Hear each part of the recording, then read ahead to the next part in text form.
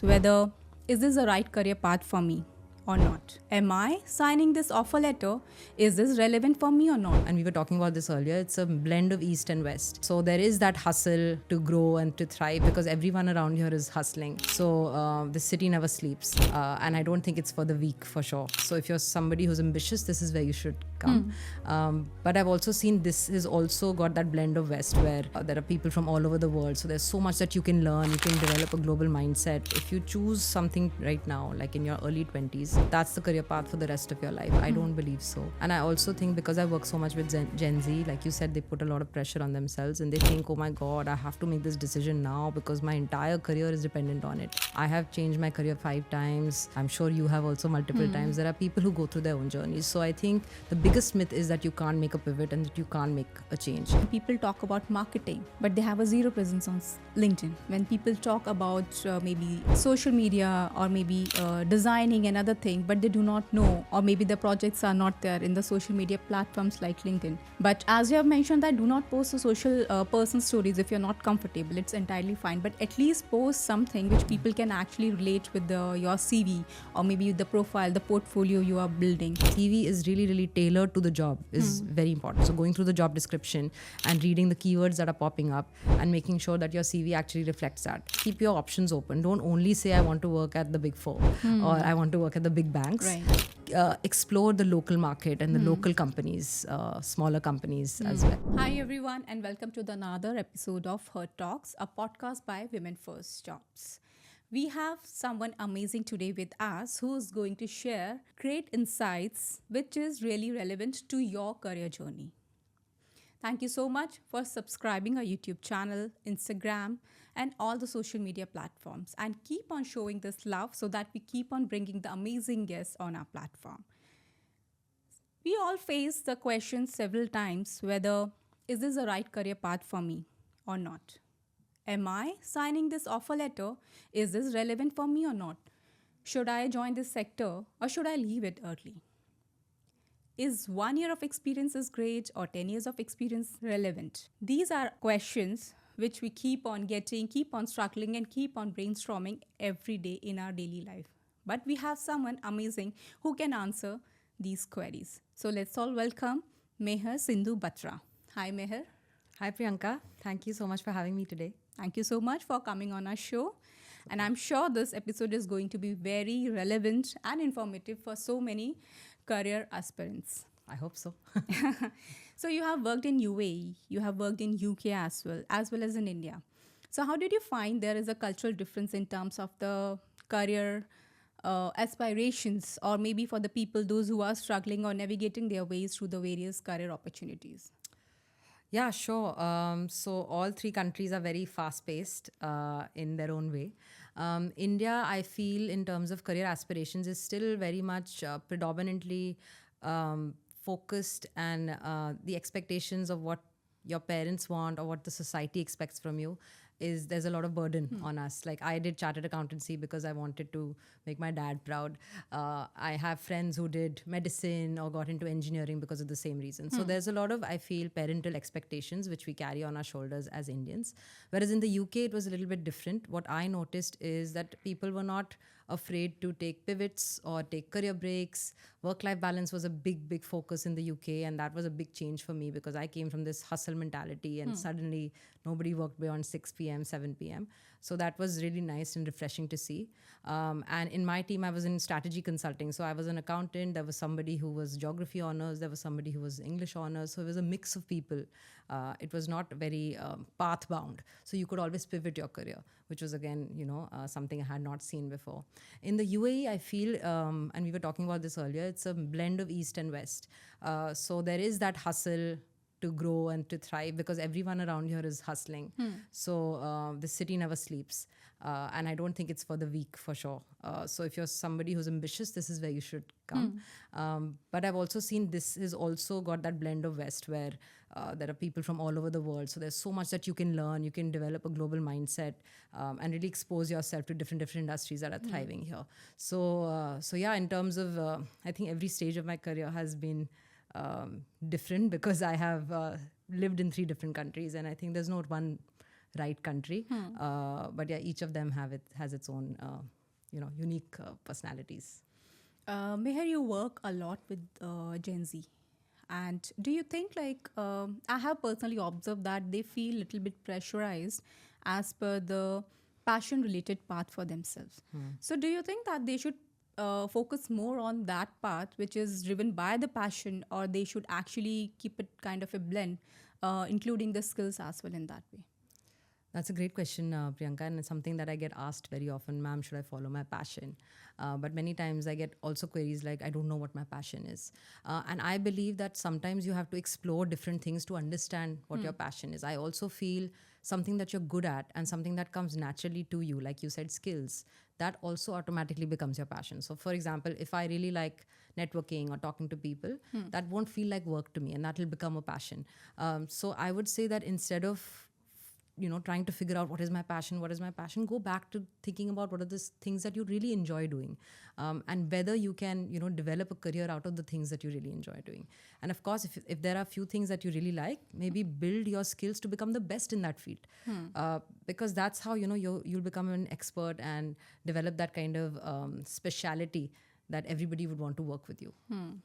I think you have rightly mentioned that follow the passion. It's good, but if you have the skill, which actually would be an add-on advantage towards that passion, I think it's nothing like that. Yeah, definitely. And I also feel your passions in your life can keep changing, right? What I was doing, I started my career in accounting. Not that I was passionate about it, but you as you progress in your life and your career, your passions may keep evolving. And now with so much changing in terms of technology, it's always good to keep an open mind as to your passions can keep changing. So, do you think, is there any biggest career myth which you keep on listening these days, especially which comes from young career professionals? There are so many myths that I need to bust. I think the biggest one being that if you choose something right now, like in your early 20s, that's the career path for the rest of your life. I don't believe so. And I also think because I work so much with Gen Z, like you said, they put a lot of pressure on themselves and they think, oh my God, I have to make this decision now because my entire career is dependent on it. I have changed my career 5 times. I'm sure you have also multiple times. There are people who go through their own journeys. So I think the biggest myth is that you can't make a pivot and that you can't make a change. I always say this, that your career is going to be 50 years long, right? So what you do in the first 5 years is not going to dictate the next 45 years. So always think that, okay, I'm learning something for the next 5 years and then I may want to do something else. So that's the biggest myth that I feel, that don't think that you're putting all your eggs in one basket by just focusing on this one marketing degree or finance degree for the rest of your life. But if I'll ask you 3 small, powerful things for the candidates which they can actually follow to keep them stand out in the competitive market, what would those be? I think there are many things that one can do, but if I'm talking about the first 3 things that come to my mind is, firstly, when you've decided that you want to build your career in something, really go ahead and become the best at it. Why? Because there's just so many people that you're competing with, right? If you want to stand out from the crowd, then you have to be the best. It's like saying you launch a product in the market and the product quality is the best, only then you'll go and buy the product. So similarly, if you want to be a podcast host, be the best podcast host in whatever domain you decide. If you want to be a career coach like me, then try to be the best for the audience that you are sort of navigating with. Then the first thing is that. The second is that really think of how you can build your credibility in terms of going above and beyond on social media, on LinkedIn, on making sure your CV is updated, on making sure you're connecting with people and staying updated with what's going on in your industry. So that's the second thing. And the third thing is, like we talked about, is always keep upskilling. Upskilling yourself, making sure you know what's going on in your industry, and always you're ahead of everybody else, ahead of the curve. So if you're curious, if you keep acting like a sponge, where you are, okay, this is the new update that's come up for me, then I need to learn more about it so that I'm not laid off, so that I'm not replaced by a bot, right? So those are the things that you can do to really stand out and make sure you're ahead of the game. I think these are the wonderful advice. And as you have mentioned that the presence of social media and your presence on the social media is also very important. which is, I would say, crucial in today's time. And we all know you have a great presence on social media as well. But what do you think that people are making mistakes these days in understanding the difference between a great presence on the social media and maybe sometimes overdoing something, and how you can recommend that they can make it a bit right in that way? Uh, I think you can. There are so many social media platforms. Maybe you don't need to be on all of them. Depends on which industry you belong to. You can pick one or two social media platforms that could be top for you. So, for example, if you are an influencer, you're somebody who's interested in fashion or marketing, then you can definitely target Instagram and Pinterest. If you're somebody who is like a thought leader in finance, then of course LinkedIn would be the platform.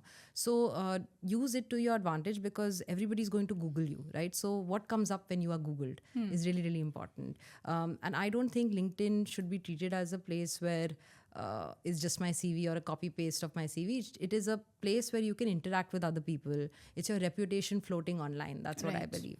And it doesn't have to be, like you said, you don't have to overdo it where you're posting every day. That's not necessary. But even if you share like few perspectives of your life, your career, something that you achieved in this month, or maybe something you struggled with, and that really helps when recruiters are looking for your profiles, and then they see that this is a person who's been in the finance field for the last 2 years, and this is so much that they learned in their previous internship. Maybe this person fits what my company is looking for. So it also, like, I believe it helps you show up a side of your personality, and recruiters are also looking for that. I'm sure you can also vouch for that. But I believe that you can use it to your advantage. And I understand that not everybody's comfortable posting, which is fine also. You can even share, if you don't want to talk about personal things, share the latest updates that are happening in your industry and what's your perspective on it. Right. So you can share a news article and say, I think this is happening in the UAE. This is what we should be focusing on. So it can just be as general as that. It just helps you build a portfolio of your work and your skills on an online platform that people can see. And I want to add something on this part actually. You have rightly mentioned that people first want to understand what that person is bringing to the table with the personality, maybe their social media presence and all. I have seen, like, we take n number of interviews every day, and we have seen that when people talk about marketing, but they have a zero presence on LinkedIn. When people talk about maybe social media or maybe designing another thing, but they do not know, or maybe the projects are not there in the social media platforms like LinkedIn. But as you have mentioned, that do not post the social person stories if you're not comfortable. It's entirely fine. But at least post something which people can actually relate with your CV, or maybe the profile, the portfolio you are building. Exactly. So I think it's a great advice which you have given. But nowadays, lot of things people are talking about AI. AI is Everywhere. this, AI is that, they will take away your jobs and all that stuff. But do you really think that Gen Z can actually prepare themselves, which will make them irreplaceable despite of any sort of AI tool? A few things that we already talked about, which is upskilling, making sure you're a specialist, making Right. sure you're somebody who's constantly the best in the field.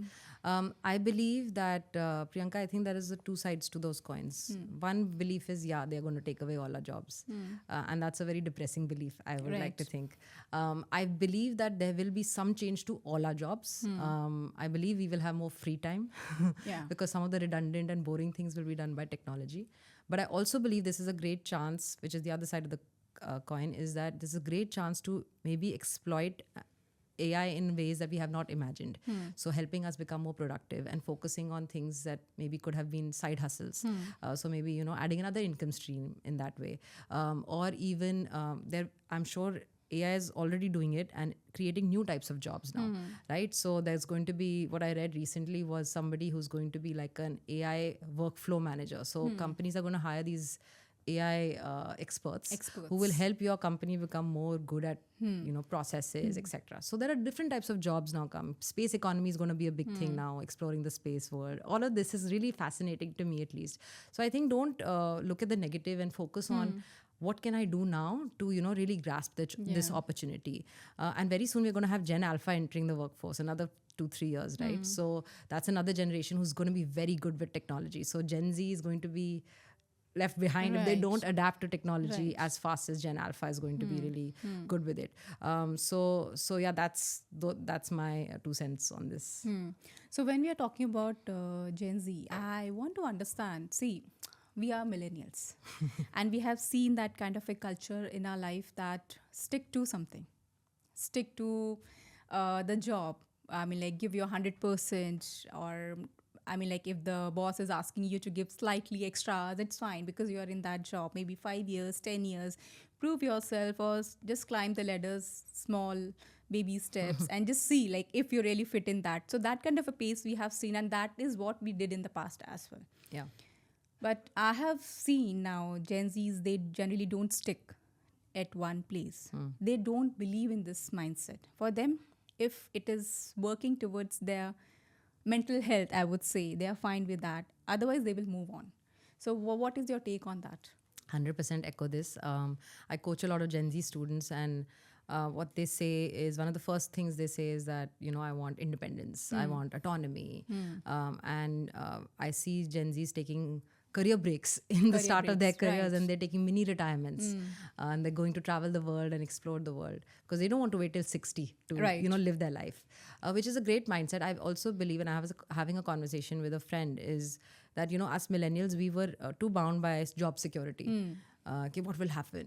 We were very worried about that. Gen Z is a little bit more relaxed, maybe because they have that parental support, or maybe they are more. They're living the life in a very courageous way that millennials didn't live. So I believe this whole job security thing is also an Indian thing that we think about a lot. Like my mom has been with the same company for 35 years, and I don't see any millennial or Gen Z Absolutely. lasting in an organization Absolutely. for 35 years. So that was a different time. So I believe that it's okay to keep changing your job as long as you know why you're changing, and having that end goal in mind, like what are you trying to achieve in your career. Don't just job hop, because that can also be a red flag for recruiters. So if I see on a CV where you've changed jobs every 4 months, I'll be like, I don't want to hire this person. Right. They'll come learn from me, and Stability then issues, yeah. exactly. So I think it's about finding that balance, and it's okay to want big things in a great life, but also know, like, maybe don't join the company if it doesn't connect with you. That's also, I think that's something that I tell my students, is that an interview is a two-way conversation, right? They're interviewing you, but you're also sort of understanding more about the company. You're not bound by the company right now. So if you feel any red flags, if you feel like, no, this is not a place where I'll be mentally stable, or it's toxic environment, whatever, then don't join it. Like, what's the need to say yes? So those are a few things that I would always recommend to Gen Z. I think you have perfectly answered. Like that perfect balance is very important. You cannot just keep on hopping one job to another. And when like, I think this is very common in Gen Z. We have seen that they have more resources, they have more options. So sometimes they don't value, or maybe they know that the future is still secure. And in our case, those things were there. We had to earn. Yeah. We had to earn everything, whatever we wanted in our life. Yes. Okay, so I want to understand, like, as you're dealing with Gen Z a lot, and you help them prepare for the interviews and so many other career-related process. So, what are the top 3 things which a recruiter see in first 30 seconds? On the CV? Yeah. Oh wow. Okay. And please, like, I'd love to learn from you also as someone who's running a recruitment agency. But for me, I think whenever I have worked with recruiters, or I've seen a CV, is that I think it's not about what you've done. So it's not about the responsibility that you had in your previous role. It's about the impact you made. It's about the data points. Like, okay, if I increase the social media following, by how much %? What was the result of that? Did it lead to more sales? Did it lead to more engagement? Did it lead to more community? So it's about showing your impact of your work and not just your responsibility. So that's really, really important. And secondly is, of course, the clarity with as to why you want to apply for this role. So again, if I see somebody who wants to get into marketing after data analytics, but they have no marketing experience, I'll be like, why? Like, what do you have? What have you done? Or what? Right. Why is your interest in marketing? Why should I hire you for this role? So that's very important. Clarity. So making sure your CV is really, really tailored to the job is very important. So going through the job description and reading the keywords that are popping up and making sure that your CV actually reflects that, because ATS system and bots are now looking at CVs. Yeah. So if you want to make it to the interview stage, your CV has to really, really match the job description. And if it can't, then that's a sign that you shouldn't be applying to that job. And it's not about lying on your CV at all. It's about finding experiences of things that you've done which match the job description. And the third thing is, if you don't have any work experience, which also a lot of students don't have, is have I gone above and beyond in other ways? So have I taken up leadership opportunities at university? Have I maybe interned in my uncle's business during summer? So these are the things that you can add. And I think the cherry on top of the cake is if you can have like a portfolio of your work. So along with your CV, if you can have like 5 slides as to why you're a good candidate, why you're passionate about this job. So I think those are a few things that you can do to really stand out along with your CV. Yeah, I guess these are the very important points you have mentioned here. What value we are bringing to the organization? Yes. This is the first thing which Absolutely. I always see. It's fine, you have a gap. It's fine if you want the career transition. But after that transition, after that gap, if you are bringing some value for that organization, this is what a company needs. If they are hiring you, they want that what value, what result that person is going to build in that. Are they going to increase maybe the marketing, maybe the sales, or the just ROI in terms of finance, anything, any sort of value you are going to bring, which is very important. I meet people when they say that there is a gap in the CVs, but they say, oh, I was working here, I was working there, I did not find it relevant. But for me, you did something, you learned a skill, Yes. you spent your time, or you earned a skill. So mention that thing as well in the CV, which is very important. Agreed. At least it will add some value instead of showing the gap. Yeah, that's very true. I think every career gap you're learning something which you can definitely add on your CV. Whether you're doing a course, volunteering, maybe you're taking a break to be a caregiver, you were on mat leave, whatever it is. Absolutely. You should definitely embrace it, like you said, and show a real value. Another thing that I've noticed, Priyanka, is I don't know if you can resonate with this, is that sometimes many professionals go for interviews and they say, I learn a lot from you, so I'll be able to learn a lot. But as an interviewer, I don't care about what you will learn. I'm like you said, what value will you bring to my organization? Absolutely. Why should I hire you? Like, what can you bring to the table? Right. So instead of focusing on what you can take from the organization, focus on what you can give to the organization. Absolutely. So that has to come through in your entire application process. And most of the time, this is the mistake, or I would say a gap which people leave during the interview as well. Yeah. They forget to mention what value they are going to give to that particular organization. Yes. They truly. just want to, they mention that we will learn this skill, we will want to be like you, we want to grow like this, but it's okay, you want to reach at this height, but what you are going to do to reach at that height, which is Exactly. very important. Yeah. Okay. Yeah. So do you think global exposure is really important in today's career paths? Or can you build equally strong career path without staying or without any global exposure? I don't think it's necessary to live across the world to get global exposure. Because everybody has their own circumstances. I can't say, nahi, go live in London. Everybody should live in London, because I believe that you can expose your mind to different things no matter where you live and where you stay. So, for example, I live in Dubai. I can choose to only work with people who look like me, sound like me, have the same kind of background as me. But that's not going to that'll not expose me in ways, whereas being in a team where somebody's from Philippines, somebody's from Egypt, somebody's from Romania, so that is where the true learning happens. So I believe that even if you stay local and you want to not change cities, be in one place, that's fine. Just make sure you're taking the steps to expose your mind to different ways of thinking, different ways of learning, different news or things that are happening around the world. You should be aware and you should be curious to keep learning. So, and if you can, expose yourself in other ways. You can do maybe trips abroad, really embrace local culture when you travel. Those are the different ways to, really open up your mind. I believe one should have a growth mindset, and that only comes with exposing yourself to different cultures and people from different backgrounds. And I think we are blessed that we are in a country which is giving us global exposure without going anywhere else. You will find more than 200 nationalities in the same country. And if you're working with a multinational, you'll find various nationality to work with them, learn their culture, understand the experience, and you will get a chance to actually share the experiences. They will also learn from you. So this is how the things move. So talking about the country, what do you think UAE's job market look like at the moment? I think it's the place where everybody wants to be. I'm not kidding, Priyanka. I moved here 1 year ago, and every week I have had conversations with friends, friends of friends, family friends, or just family wanting to move here. Yeah. And these are people not just from the East, like India and other places, but it's also people from Canada, from New York, from London, from parts of Europe. So everybody's eyes are on the UAE right now.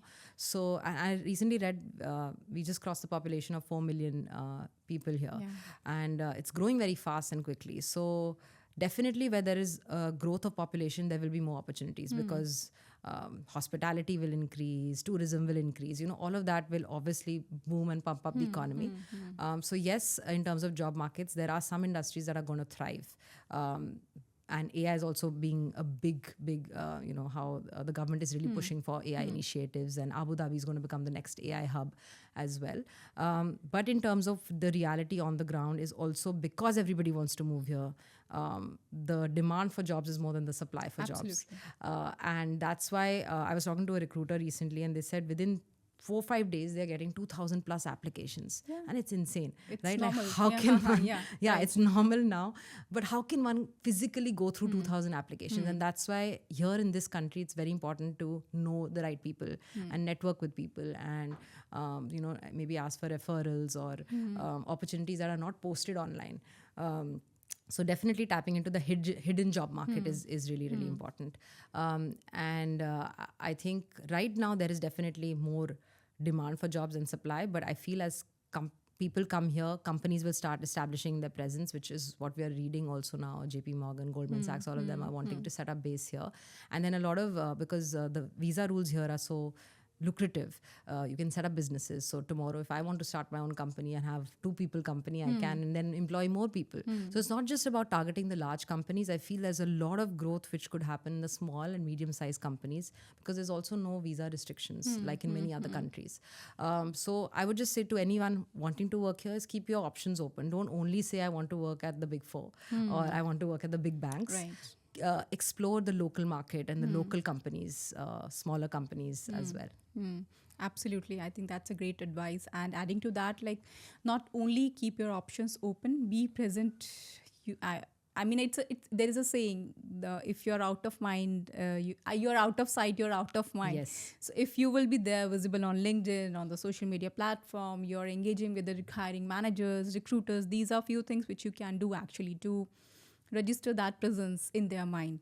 Definitely. And I'll tell you how I got my current job. I applied online and I didn't hear back for 2-3 days. And I sent a LinkedIn message to my boss now.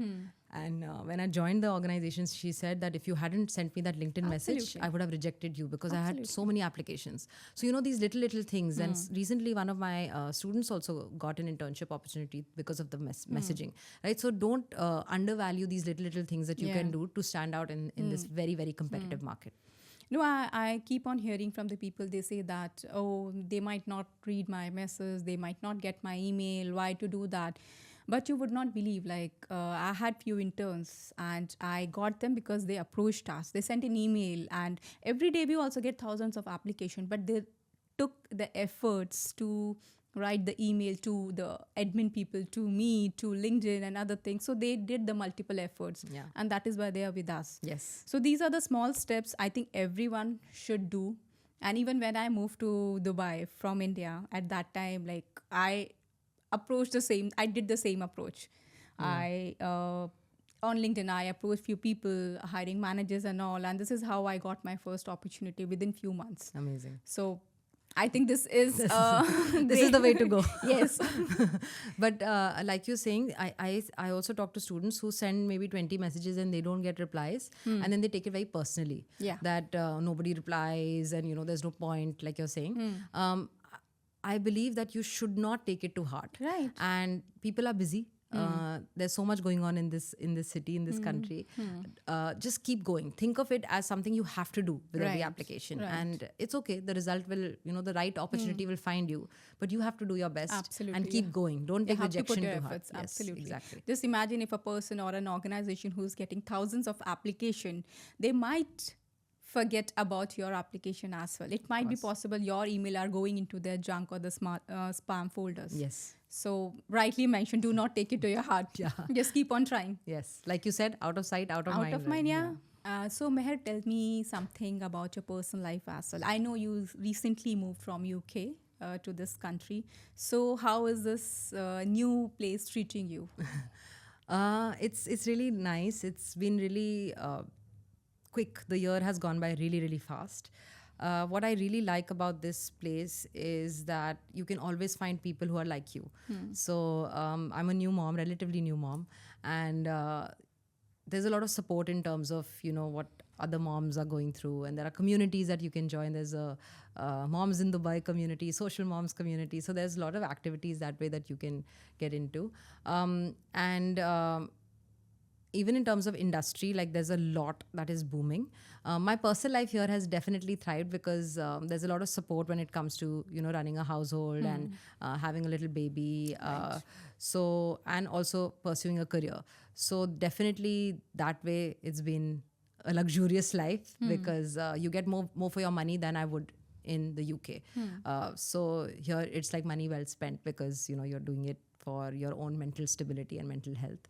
And so it's been good. It's been a good 1 year. Okay.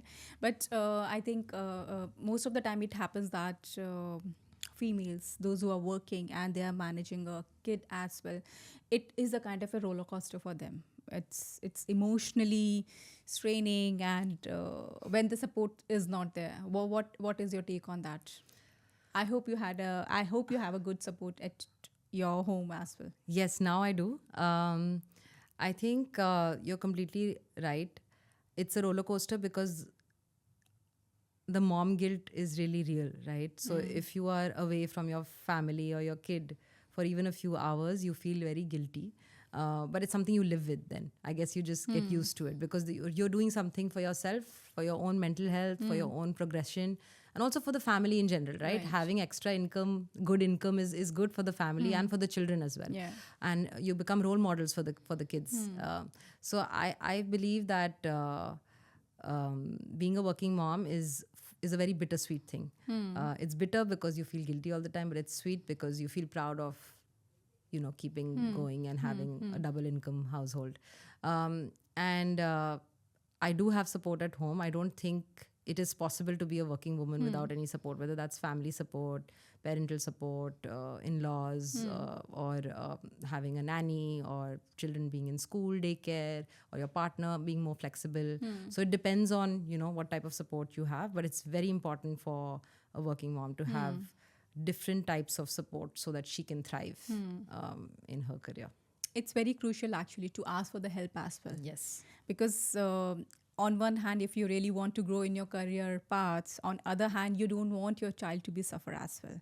So it is very, very important to ask help from your spouse, or maybe hire a nanny or something, because I sometimes meet females, they really want to do something in their life, but on the other hand, they do not want to leave their child. But I think there is a middle way which we can choose. We can create that kind of a balance. If you really want some career progression for ourselves, do not want to waste our skills, and the same time we want our child to grow nicely and with all that home cooked meal and everything is there. So I guess we have to find that middle way. Yes. And there is no right or wrong. No? Absolutely, It's different for every mother. and there's no trophy for motherhood that one will get. I believe every mother is the best mother for their child. Yeah. So you're doing your best no matter who you are, what kind of a career you have, or you don't have a career. It's fine. It's completely your decision. But like you said, it's about finding the right balance and having an open communication with your partner is super important. Yeah. And that always helps, navigate all the things that are on your shoulder, because I feel as women we also have a lot of mental workload. Yeah. It's like planning what to eat for dinner. There's an assignment due at school next week. Who's going to do it? How are we going to do it? Or family coming over for a vacation. So how are we going to plan it? All of that thing comes on the woman, I believe, more. And we take up more load anyway. So we do need people and things that we need to do to take care of ourselves. So that we can feel more relaxed.